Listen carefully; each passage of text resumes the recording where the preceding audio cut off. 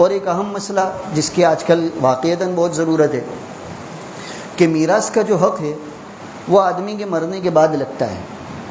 جب تک آدمی زندہ ہو وہاں تک میراث کا کوئی حق کسی کا بھی نہیں ہے. نہ بیوی حقدار بنتی ہے، نہ بیٹا حقدار بنتا ہے، نہ بیٹی حقدار بنتی ہے. آج کل اس معاملے میں بھی بہت کوتاہی ہو رہی ہے. نہ باپ کو معلوم ہے، نہ بیٹے کو مسئلہ معلوم ہے. اس لیے ہوتا یہ کہ باپ کا کاروبار ہے، بیٹا ساتھ میں تھا، آمدنی ہو رہی تھی، اب تک تو گھر کا کاروبار کا سب نظام ٹھیک چل رہا ہے. 4 دن کو جب بیٹے کی شادی ہوئی اور بہو رانی بھی جب گھر پر آئی تو آج کے ماحول میں تو یہ کثرت سے چیزیں پیش آتی ہے.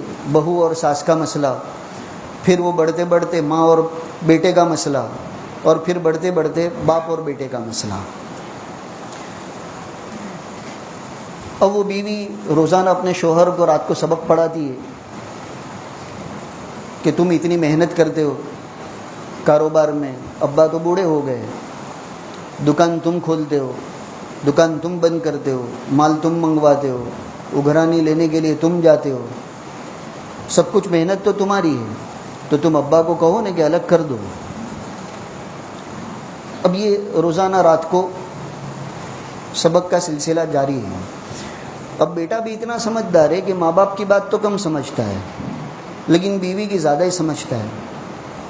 اور خاص کر یہ سبق جب روزانہ دیا جائے تو ایک نہ ایک دن تو وہ جو گیس روزانہ بھرا گیا ہے ایک نہ ایک دن تو پھوٹے گا نا.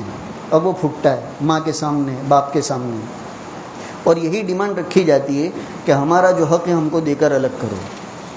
یہ میں ویسے ہی نہیں کہہ رہا ہوں، ہم الحمدللہ دارالفتہ لے کر بیٹھے، کثرت سے یہ مسئلے پیش آتے ہیں.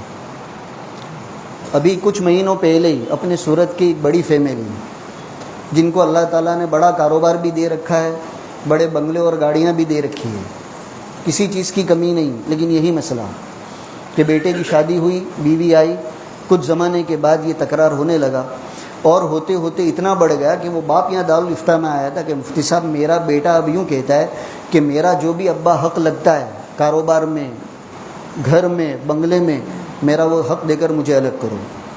اب چونکہ مسئلہ معلوم نہیں ہے تو وہ تو بیچارے اس لیے آئے تھے یہ پوچھنے کے لیے کہ میرے بیٹے کا کتنا حق لگتا ہے تاکہ میں اس کو اس کا حق دے دوں. تو جو مسئلہ تھا وہ ہم نے بتایا کہ جب تک آپ کی آنکھ کھلی ہے، آپ زندہ ہیں، دنیا میں موجود ہیں، آپ کی بیوی، بیٹے، بیٹی کسی کا کوئی حق نہیں ہے.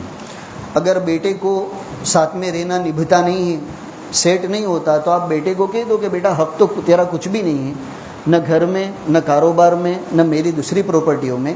اگر تجھے اور تیری بیوی کو ساتھ میں رہنے میں جمتا نہیں ہے تو تم اپنا راستہ الگ کر لو. باقی یہ کہ میرے گھر میں کتنا حق لگتا ہے وہ دو، کاروبار میں کتنا حق لگتا ہے وہ دو، تو کوئی حق نہیں لگتا. جب یہ مسئلہ ان کو بتایا گیا تو وہ تو خوش ہو گئے، ان کی کلیاں کھل گئی ہیں، اس لیے کہ وہ تو بیچارے یوں ہی سمجھ رہے تھے کہ مجھے حق دینا پڑے گا، اور کتنا حق ہے وہ پوچھنے کے لیے آئے.